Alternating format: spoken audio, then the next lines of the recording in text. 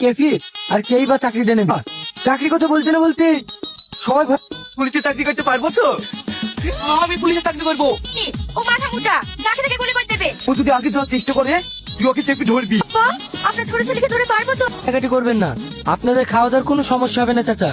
Government থেকে আপনার ছেলের বদলে একজনকে চাকরি দেওয়া হবে।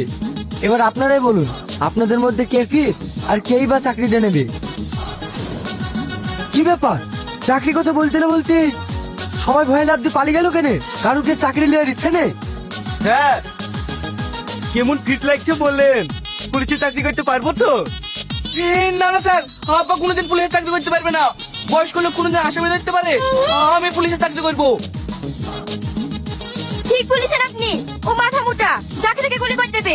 আমার সামনে মরিছে, আমি চাকরি দেব। আব্বা, মেয়ে ছেলেকে কেউ ভয় করে নাকি তাই চাকরি লিবা? দেওর, মেয়েদেরকে কমজোরি ভাবো না। এই রাজ্য যে চালাচ্ছে সেও একটা মেয়ে। আপনারা চুপ করেন। কালকে ইন্টারভিউ নেবো, যে পাশ করবে তাকে চাকরি দেবো। ছেলেটা মরে গেছে, আর তোমরা চাকরি নিয়ে লেগে ঝামেলা করছো। তাই তো রে বাপজি গো, তুই কমে গেলি। ও বাবা, আমার জন্য লাফাচ্ছে। আরে আমি কেন লাফাবো? ছেলের চাকরির লেগে তো আমি এসছি। তোমার সব মিথ্যে কথা। তুমি ভোরবেলা থেকে আন্ডার প্যান্ট পরে প্র্যাকটিস করছো। আমার একটা শখ আছে, ওই মেয়েটা যদি চাকরি পায় না তাহলে ও অন্য কাউকে বিয়ে করে পালিয়ে যাবে। তাকে নে বাড়ির চাকরি বাড়িতেই ছুটতে হবে। তাহলে ভাবিকে আটকাবো কি করে? ওর যদি চাকরি হয়ে যায়? আরে চাকরি হবে না, ও যদি আগে যাওয়ার চেষ্টা করে তুই ওকে চেপে ধরবি, তারপর আমি দেখছি। আব্বা, ভাবিকে তুমি সেফি ধরো না। তবে লাইনে দাঁড়ান, আপনাদেরকে 100 মিটার দৌড় দেওয়া হবে। আপনাদের মধ্যে যে ফার্স্ট হবে তাকে চাকরিটা দেওয়া হবে। 1 2 থামেন স্যার, বৌমার সাথে কিছু কথা আছে। ওই তো কই জানোয়ারকে দেখছো?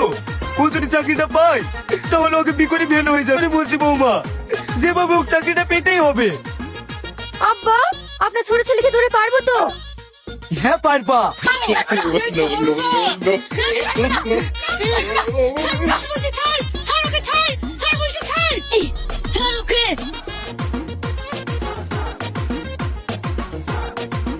কিতে গেলেন? ওই দেখেন আপনার ছেলে বলতে সব কাজই করে মরে গেল। ও কি মরবে না? চলেন অফিসে কি চাকরিটা দিতেন গা।